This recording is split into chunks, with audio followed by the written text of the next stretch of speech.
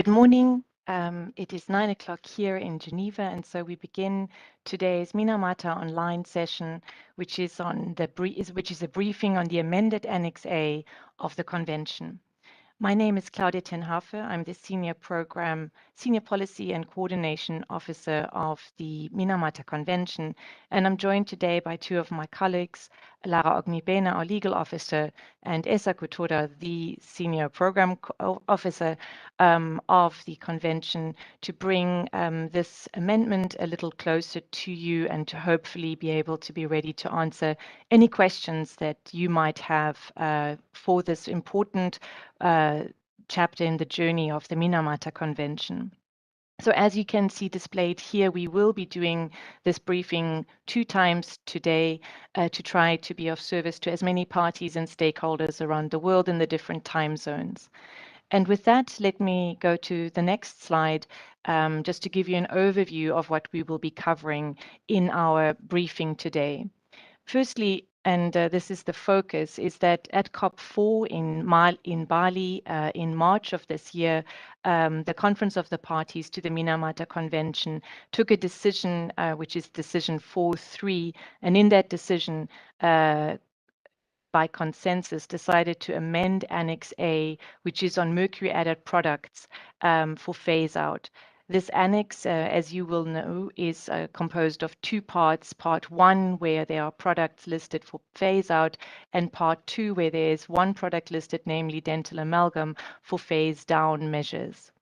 What was amended at COP4 was in Part 1, 8 new product categories of mercury-added products were added, and the phase-out date was set for 2025. And in Part 2, 2 additional measures were added for dental amalgam. And together, these amendments are really a very important step forward to bring our parties and hopefully all those that will join the Minamata journey still to make sure that the effects that we have from either the production of any of these products, but also the waste stream at the end of it when these products are cycled out of use, that they will be more and more minimized and hopefully eliminated at some stage. So with this, we are speaking in 3 chapters today to you. First, I'll give a little bit more background on the amended Annex A, and then Lara will be doing the next chapter, which is procedures for the amended Annex A entering into force. In other words, walking you through the legal aspects of how this amendment, which has been communicated to all parties and signatories on the 28th of September, how this amendment will enter into force for parties. And then Esaku will talk to you a little bit about what this amended Annex A means in practice. In other words, the new product categories as they are complementary to and building on the ones that were already in Annex A. And then, of course, we would like to have time for any clarifications that you might like to have or any other information that you might find useful. With that, let me turn to the next slide and just give you a little bit of background to the annex that was amended.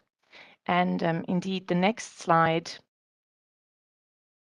gives you an overall diagram of the flows of mercury. And here on the left-hand side, of course, it very much speaks to the logic of the Minamata Convention and the logic that the drafters of the Minamata Convention had in mind, that on the one hand, we turn down the supply of mercury, but on the other hand, it's complemented by also lowering the demand of mercury so that over time, less mercury comes into our economy, into our society, and into our environment, both because less mercury will be made available through stocks and sources, but also less mercury will be needed through products and processes that are currently or have been historically using mercury. And this is really at the heart of Article 4 and where the Annex A comes into play for our convention and its parties. And in this diagram, I've placed a small highlight around the mercury added products because this is in fact what Article 4 regulates and sets out to make a difference in, which is to reduce the demand for mercury by reducing and where possible eliminating the use of mercury in specific products set by the agreed timelines. As mentioned, the article is composed of two parts, and I've just here highlighted for you the first and the third paragraph of the article. There is, of course, more text for you to see the entire article, but the first one, the provision under Article 4 is that each party shall not allow the manufacture, import, or export of mercury-added products that are listed in Annex A. And also that each party shall take measures for the mercury-added products listed under Part 2, that is under dental amalgam. And this sets itself out that in Part 1 that was adopted and signed, that was signed in 2013. In other words, in our original annex, we have 9 product categories that have been set for phase out and the manufacture, import, export of it by 2020. And in Part 2, we have currently also 9 measures that are for dental amalgam. And to these, the amendment has added 2 more. And to Part 1, the amendment has added 8 more. Moving to the next slide. Here we will see a little bit more text of this Article 4, because as you will recall, the article allows the convention to remain alive and adjustable as need be by the Conference of the Parties, and in fact has built into it a review as per paragraph 8 that no later than 5 years after the date of entry into force of the convention, that the COP shall review this annex and, if need be, consider amendments to that annex according to the provisions of Article 27. For that to happen, there is, of course, a deliberate process of consideration of all the required information and also the feasibility of the amendment for the parties, not only the need, but also the feasibility in terms of technical and information and in terms of alternatives available. You see here projected on the left the other parts of that overview in the Article 4 to ensure that all information is at hand for the Conference of the Parties to make a decision of whether or not to amend. And on the right-hand side, I beg your pardon, of the slide, you see the preparation in advance of COP4, the COP that took place in Indonesia, both in terms of a intersessional review process, not only of Annex A, which is the one on products, but in fact also of Annex B, which is the complementary article on processes. And also there was information compiled at the request of the COP on dental amalgam. So all of this information came forward to COP4. And in addition, we had 3 proposals, or we had 3 submissions by parties to amend the convention. And you can see them listed here, and working from the bottom up, there was a proposal by Canada with Switzerland, to which Norway joined as well, which was to amend Part A of Annex A, in other words, to propose to add some product categories. There was also the proposal from Africa to also amend Annex A, but both Annex A Part 1 and Part 2, in other words, to add product categories, but also to add measures on dental amalgam. And then there was the European Union proposal that in fact proposed amendments to both parts of Annex A, in other words, Part 1 and 2, and also had proposals for Annex B. But this is the history, what happened next. So the next slide.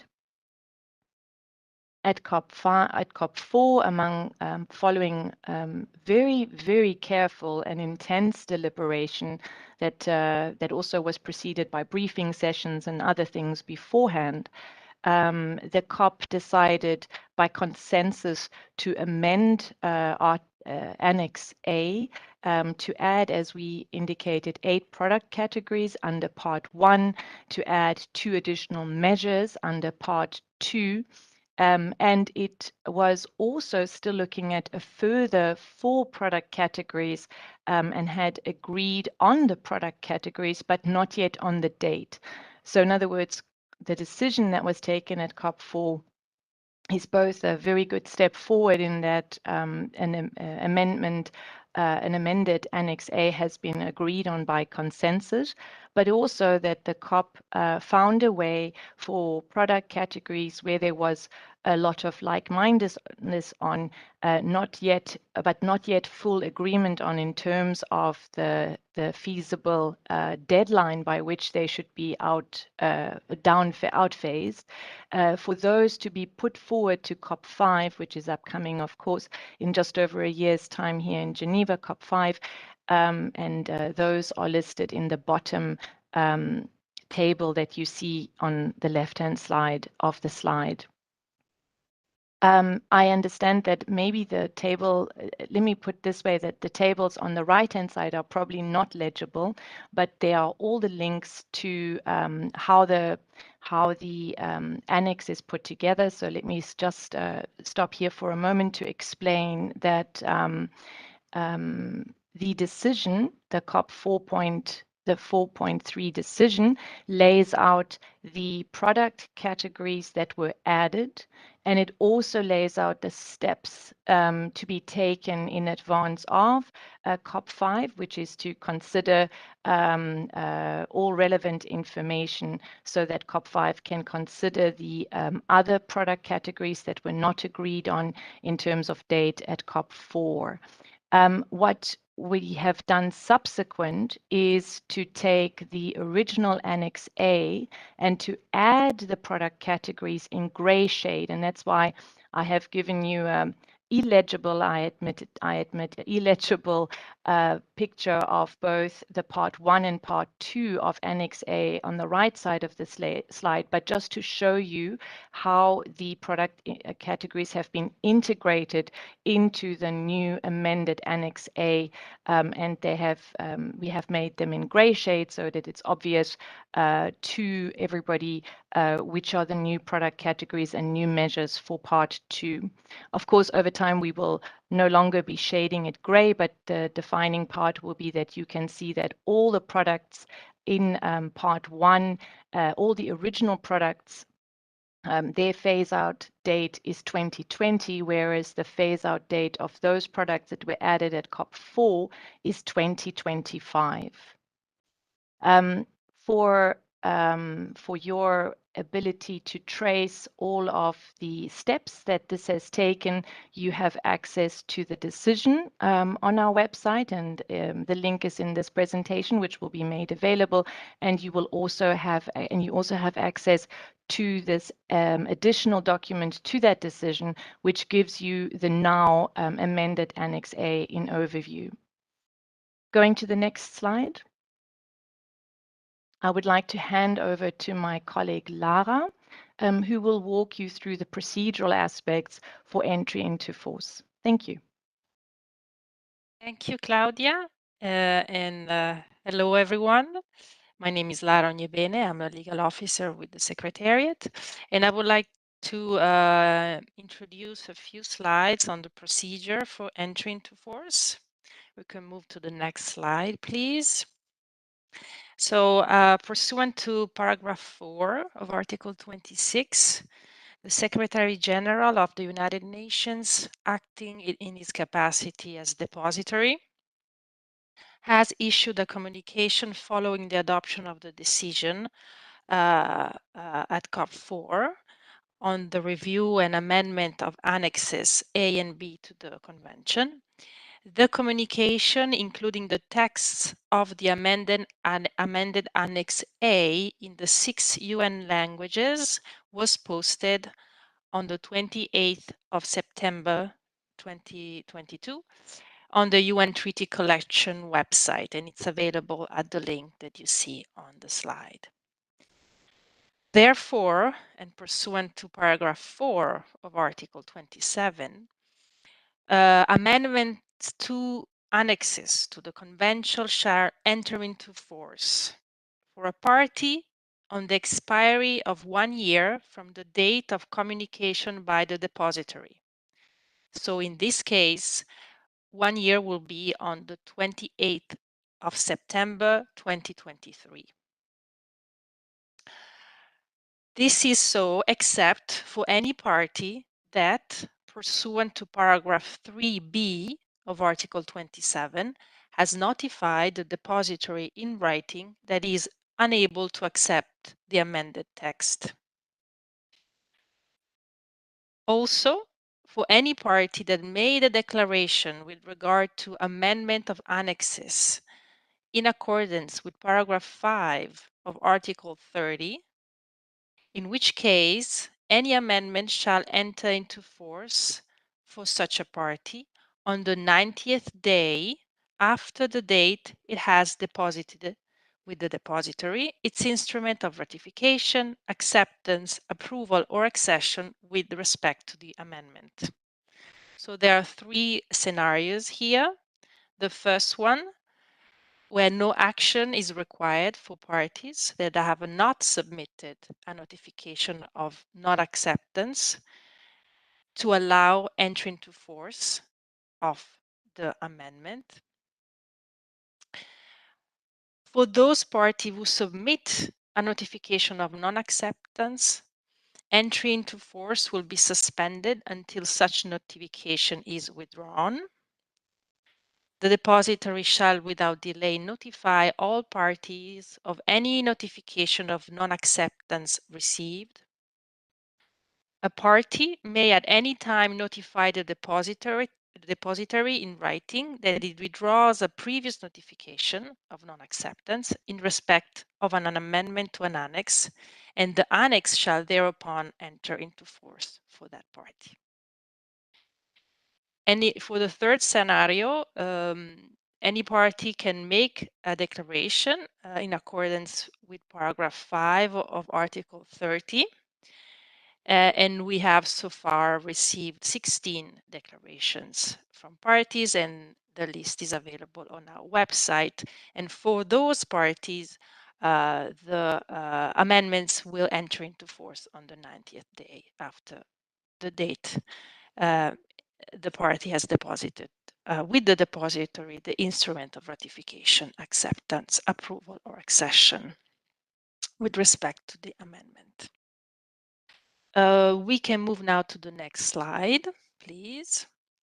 So this slide is about exemptions for phase-out dates in Annex A. So the date of entry into force of amendments to annexes has also implications for a party wishing to register an exemption pursuant to Article 6. Article 4, paragraph 1 states that each party shall not allow, by taking appropriate measures, the manufacture, import, or export of mercury added products listed in Part 1 of Annex A after the phase-out date specified for those products, except where an exclusion is specified in Annex A or the party has a registered exemption pursuant to Article 6.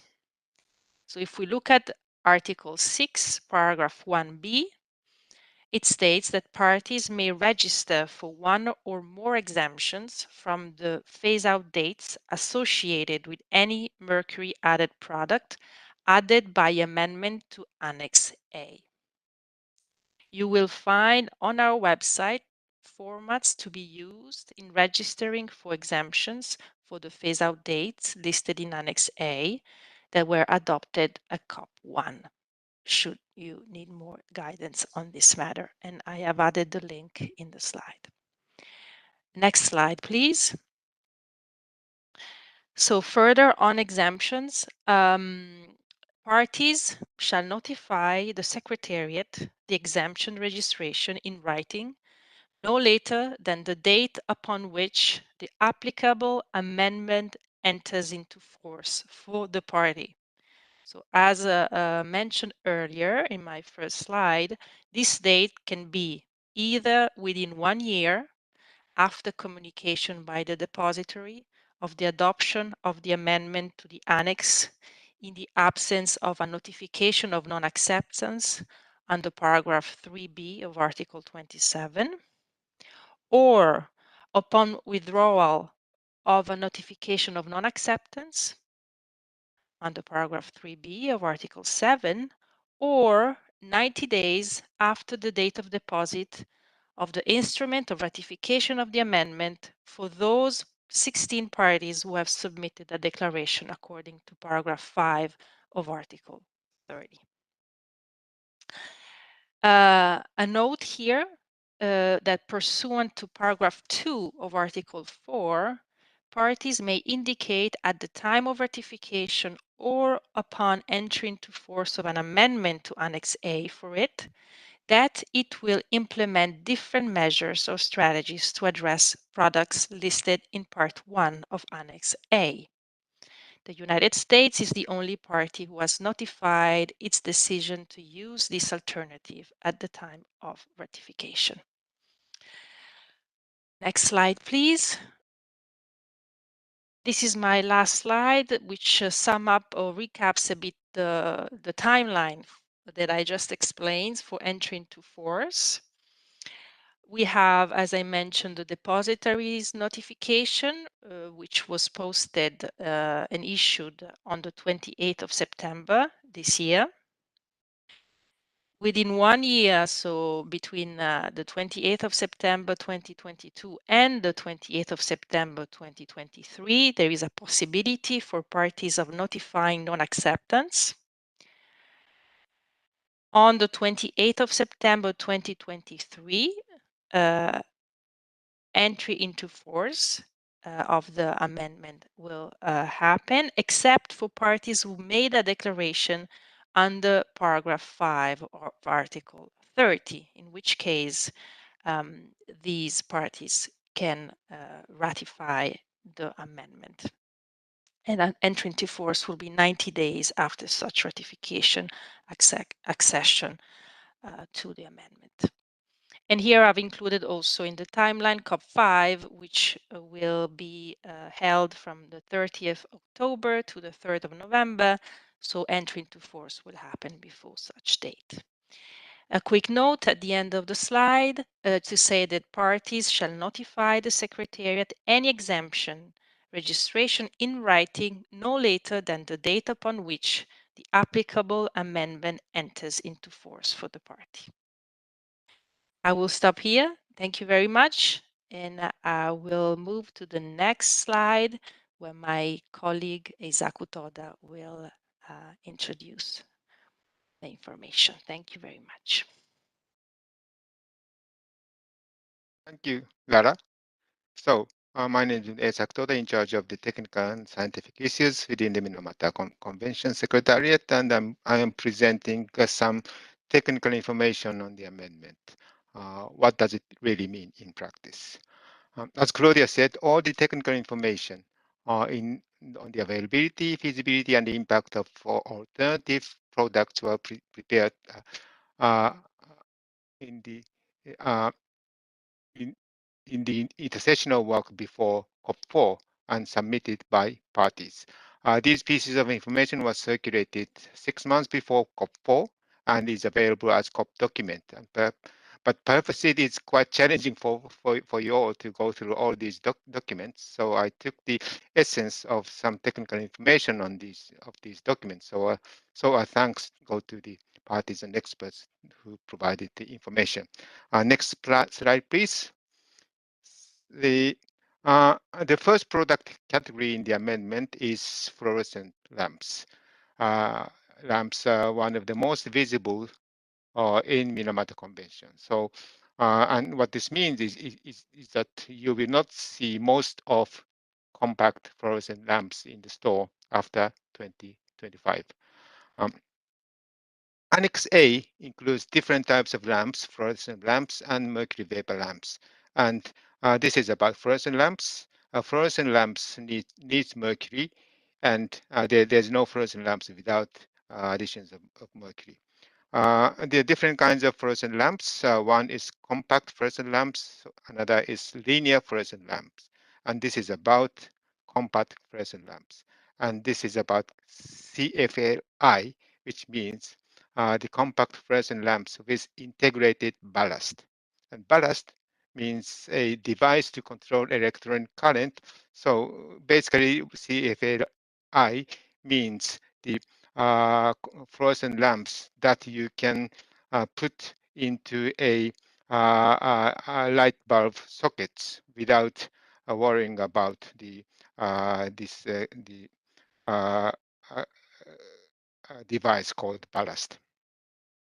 So uh, uh, I the table on the right hand side is not visible, but this is just a cut and paste from the COP decision for which Claudia has put the link in the chat box. So uh, the the white part is what the current or previous original Annex A said. And this the original Annex A he said that the CFLs that are less than 30 watts and not exceeding 5 milligram of mercury is are to be phased out. And the shaded gray part is the addition, and which says that the same CFLIs that exceed 5 are not exceeding 5 milligram are to be phased out. So what it means is that any CFLI below 30 megawatts, 30 watts needs to be phased out. The next one is CCFL and EFL, and you don't see these lamps yourselves. These are used in the electronic displays, and in a similar way, the limit, notwithstanding the content of mercury, these fluorescent lamps are to be phased out. Next slide, please. And the second, next one, please. Yeah, the second categories are, the measuring and other devices, and I will very quickly go through this. Strain gauges are to measure blood pressure and blood flows, and melt pressure transducers, transmitters, and sensors. They are used to measure and transmit the information on pressure. Vacuum pumps are used to create vacuum or low pressure, and photographic papers, picture films, they're quite specialized photographic papers used to include contain mercury, and also tire balancers and wheel weights in automobiles. Mercury used to be used in these products, but as COP4 reviewed the current situation, they are largely phased out. So it is safe to include this in the Annex A, so that no party will try to restart the production of these mercury products. One interesting thing is spacecraft and satellite propellant, and it used to be used in 1960s because it is quite small in volume, so it is regarded as very efficient. But these were largely phased out, but there was some information that some companies are planning to use the mercury in spacecrafts uh, and satellites. So COP agreed to include this to prevent mercury to be used again in space industry. The next slide is about part 2, which is dental amalgam, and the the original Annex A, part 2, called for parties to take 2 measures out of 9 listed measures, and the addition is that is 2 mandatory measures, which is to take action on the so that dental amalgam is not used in bulk form, so only in an encapsulated form. So a dentist cannot mix the amalgam powder and mercury in dental offices, but they have to use the mercury in encapsulated form. And what it means is that it will also prevent the mercury the mercury trade for the use of for the use in dental amalgam, because dental amalgam needs to be in encapsulated form. And also the second obligation is to take measures against the use of dental amalgam to children and pregnant breastfeeding women. My last slide, the next one, is not about this amendment, but the next consideration of the of amendments, because the COP4 decided to consider the phase-out date of the 4 products listed on the right hand side at COP5, and the batteries, switching relays, and lamps. The lamps are divided into 2 in accordance with the technology used, but these are basically the linear fluorescent lamps that are not covered in the current amendment. So the executive secretary issued a letter in April to following the request from COP4 to invite information on these mercury products and other products processes to be considered at COP5. I think this is my first slide, so I hand this over to Claudia. Thank you. Thank you both to Lara and Esaku. We have plenty of time to now respond or try to help clarify any matters that may be necessary for you or may be useful for you and your colleagues in the next steps, in particular, both in terms of the amended annex, but also in terms of preparation for COP5. So I will be joined now by Lara and Esaku, of course, by going through the questions. And may I just invite, we've already seen some, so we're about to try to give some responses of those. But if you have any other questions, it would be very helpful to have them in the chat box so that we can attend to each of them in turn. I see a couple, but please do just continue putting questions in as you might think of them or as you might want additional clarifications when you hear some of our responses in the meantime. So let me start with the question of why did the question goes, why did the Secretariat wait 6 months after COP4 to notify the depository? It means the Children's Amendment goes into effect months later than an earlier notification would have done. And that question is from Charlie. I believe that's Charlie Brown. Hi, nice to have you with us. And of course, we know yours and your colleagues' work, especially on what you call the Children's Amendment, which is the work on dental amalgam and saving our youngest and future generations from the harm that dental amalgam may bring to young people and our planet's people, especially in more vulnerable societies where dental amalgam is the choice or the only option rather than a choice.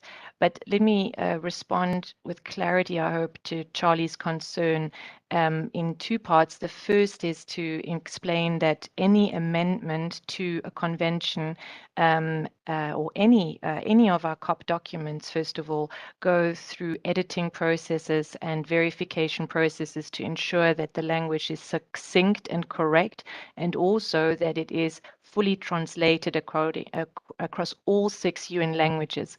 Once the languages are translated, they are then cross-checked again to ensure that in each of the languages they are equivalent in meaning, or equal in meaning, not even equivalent, but equal in meaning, so that parties reading any of the 6 languages, the texts, are fully informed of their obligations, and of course stakeholders that support parties and call for action on these obligations, that they are fully and equally informed. Therefore, there is a process where the documentation takes some time to come out of the UN process. And when it comes to an amendment, it is particularly carefully looked at, and the language versions are particularly carefully looked at in terms of the original text as was adopted and signed in 2013, and now any addition to it. So there's a process that happens afterwards that we as a secretariat are not in charge of, or are not actually driving, but we hand it over to the UN editors and the UN language units to translate this text. And as you can imagine, this is a very sensitive matter, and it does take a bit more time. And it did take a little bit more time in this case than even we as Secretariat had hoped for, had anticipated for, or had planned for. But this being said, it is text that then goes to the depository. The depository does its own check, again, also legal check against its own understanding, and of course as the depository in its function, and also language checks. So there are a couple of checks. Let me say while I understand that it would have been even nicer to have it a month or 2 or maybe even 3 earlier, what we can say is that the text is correct now in front of all parties and signatories and future parties, and we are quite confident that that the text itself will be strong enough to speak for what parties decided on. It is now, of course, the long tail of implementation of what has been decided on. But that's just to, on the one hand, acknowledge, yes, it takes some time, but please don't judge it by the time between the COP 4.2 meeting and the notification by the depository, which went out on the 28th of September. I mean, we had been in contact with the depository quite soon after our meeting already, but these are processes where we have to work together with others. But it's also important now to look in terms of the work that needs to be done now to ensure that the obligation doesn't just stay on paper, but is in fact being translated into national actions.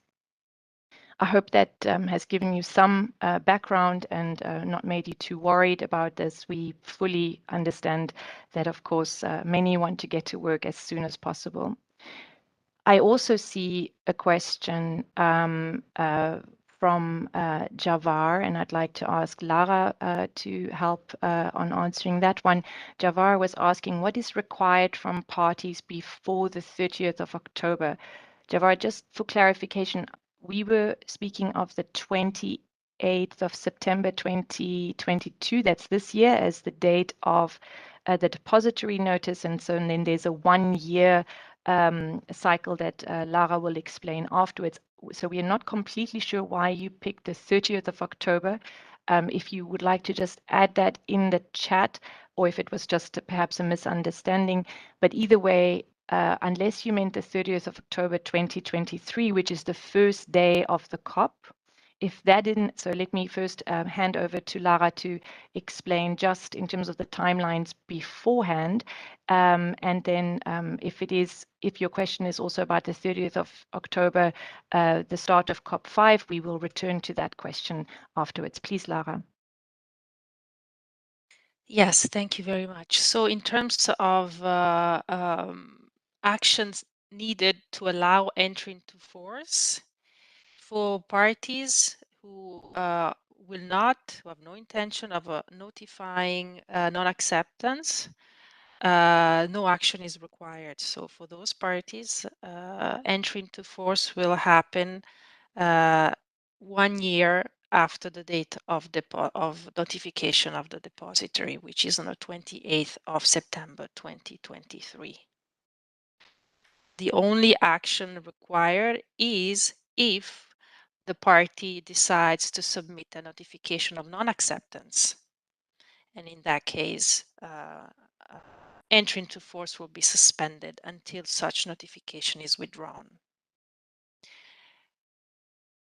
In the timeline, as I mentioned, is between the date of notification of the depository, which was issued on the 28th of September 2022, and 1 year from that date, so the 28th of September 2023.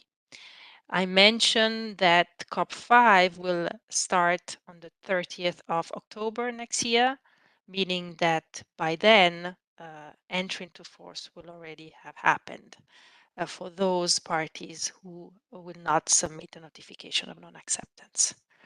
I hope this somehow responds to your question. If not, please feel free to add any further request of clarification in the chat box. Thank you very much.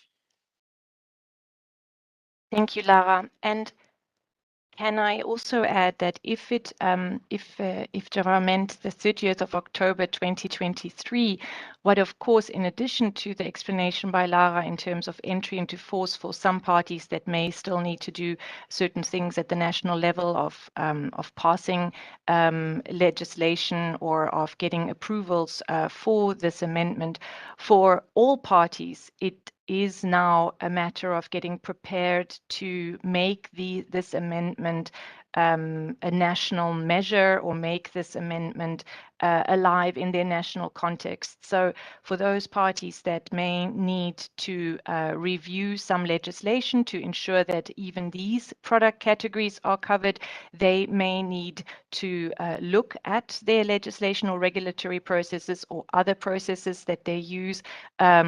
But for countries, I mean, this is very much part not only regulation, but then they may also need to send communications to the respective ministries that are involved in this, if it is lighting and might be with the ministries of industry, in other words, not just with environment, and if it is batteries and others, they may also be more the ministries of economy or trade.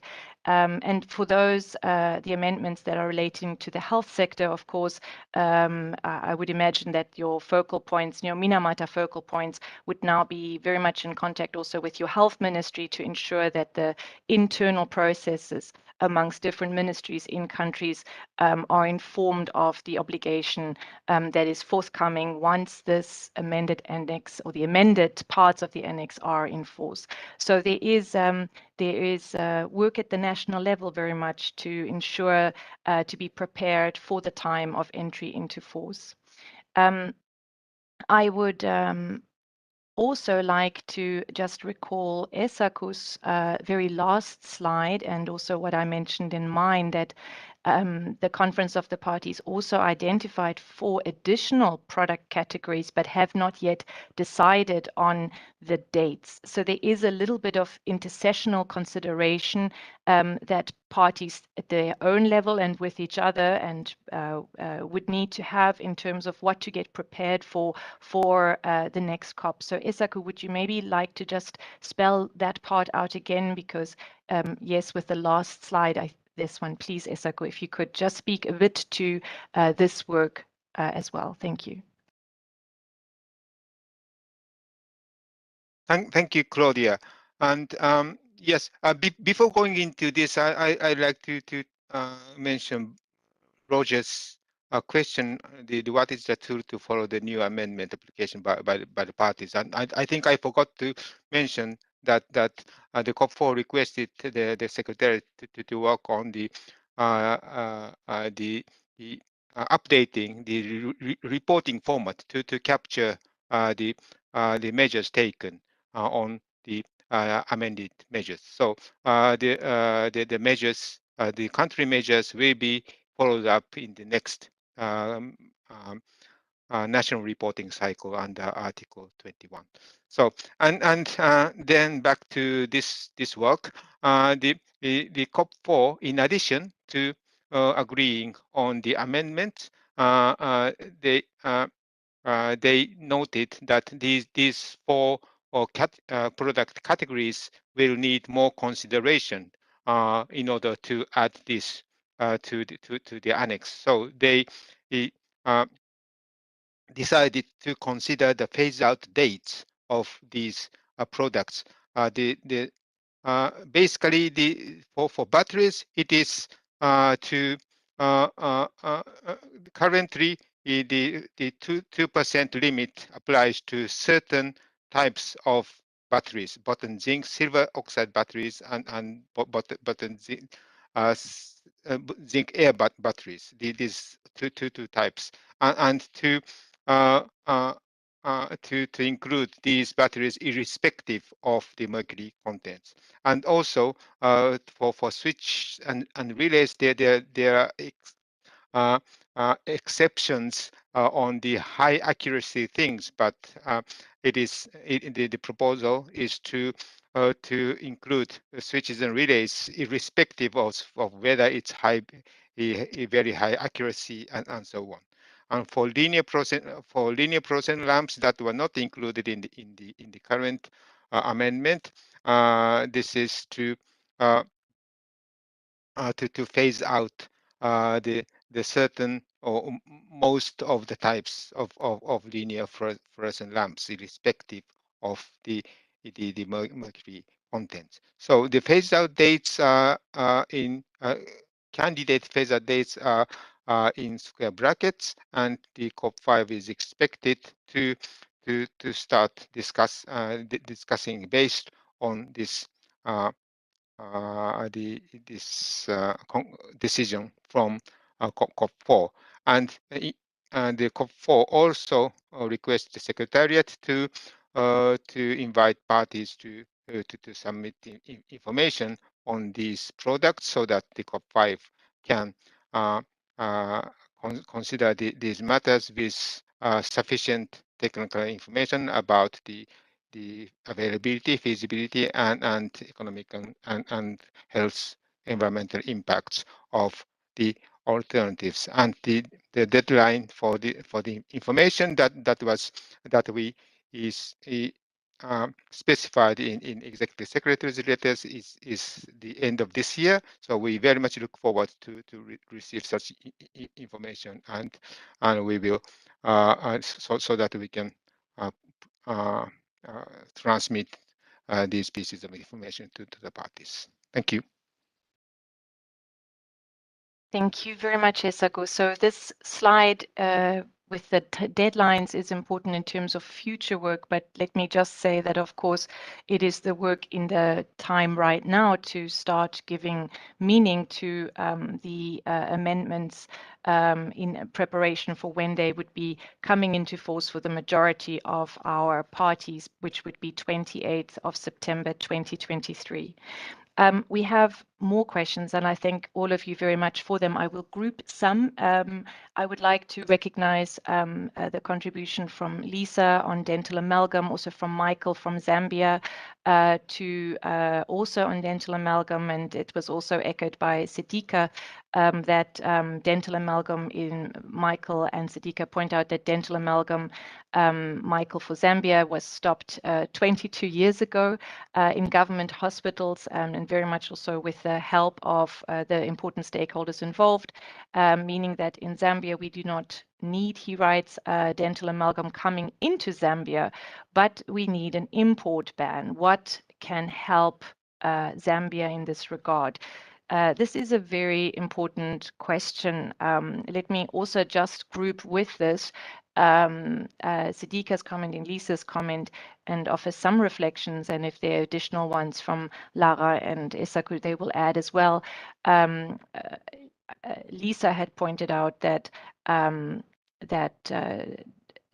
that a small amalgam, and Lisa comes from the dental world, if I'm not mistaken, for a small dental amalgam contains 500 milligrams of elemental mercury, which is quite a lot more than what we would see in fluorescent lights. So there is a question, why are we making a big deal about fluorescent lights if there's so much more at an absolute level in dental amalgam?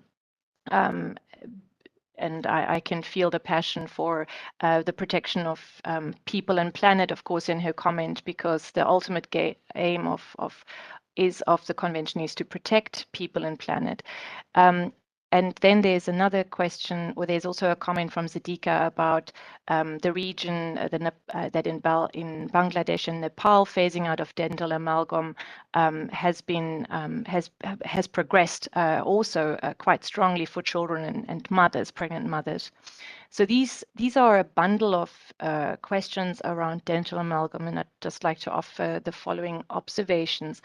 The first one, let me start with Lisa's, is we are interested in making sure that all and any products that we can make progress on, we should support parties to make progress on. And so we find it very, very good that we have both the movement on the lamps, but not only the lamps, also the other products Esako detailed, but also that we have the strong voices coming forward on dental amalgam. Please don't ever believe that we prioritize one over the other or do not see the large impact and direct impact, immediate impact of the one or the other, but it is the convention's intent to address everything it possibly can in its different provisions. And so we work with many, many different stakeholders, and parties are working with many at their different levels to push at every place, whether it is lighting, and to be fair, lights are ubiquitous. They are in all of our offices. They are in all of our regions and in all of our countries. And so the impact the amendment on lights will have is very, very noteworthy. What has also been noted about the lights impact amendment is that over time, as the switch comes to LCD, is that there's also an energy dividend that will be reaped. So there are multiple things, and we are trying to work on multiple fronts. For Michael's question, and I think that his question is probably also relevant for some other countries, it is indeed part of why we're quite excited about the measures that were put forward in this amendment, in that those countries that believe they still need to import mercury for dental reasons should be using encapsulated mercury. And here it is very much also to ensure that the mercury that comes into countries is not diverted or is not lost in the economy for other reasons which are not the ones that were stated. So while there's both the work done in the dental community, there's also, of course, other worries around the import of mercury into national spaces where it might get lost and get used for other purposes. We have seen this, of course, for ASGM and other such purposes. And so, again, it's a multiple prong effort to try to work on all the different areas where we are trying to minimize the use of and need for mercury in our different aspects of our economy, our society, and our health system. Esako, would you like to add anything else onto this, especially since you worked so closely with countries both on dental amalgam and also the lights, please? Thank you, Claudia. Yeah, no, I think you responded to the questions in a very nice way, and definitely we don't believe that parties are prioritizing one or other in their deliberation at COP on the amendment, but they addressed lamps, they addressed dental amalgam, and so on. So thank you. Thank you, Esako. I would like to now also turn to two questions, but Lara would be the one I'd like to ask now to speak. There is, I have received a question privately that asks, is the phase out for 2025, does it mean by the end of 2025 or the beginning of 25? And then I have one more question from Javier from the Clean Lighting Coalition, just to clarify, a notification of non-acceptance would mean the amendments would not be formally adopted in Minamata. Javier, the amendment has been adopted, but Lara will explain that some parties may have different systems, legal systems, and might have at their time of ratification indicated differences, and Lara will explain that. But let me just quickly return to the question that was asked by Florence to me, that came to me directly about the phase-out date. So far, what we have seen in all the other dates that we have, for example, the 2020 date for all the other products that were part of the original annex, and then we have the dates in the Annex B for the processes, that it is any time from the first to the last day of that year that it can be understood, a party can be understood to be compliant with that. Of course, we always urge to try to do things as quickly as possible so as not to be caught at the tail end by the deadline, but a party will be compliant with a deadline if it implements it the 31st of December 2024, in other words, a day before or during that time. And here it sometimes would literally have something more to do with the interplay between the international obligation and the national obligation.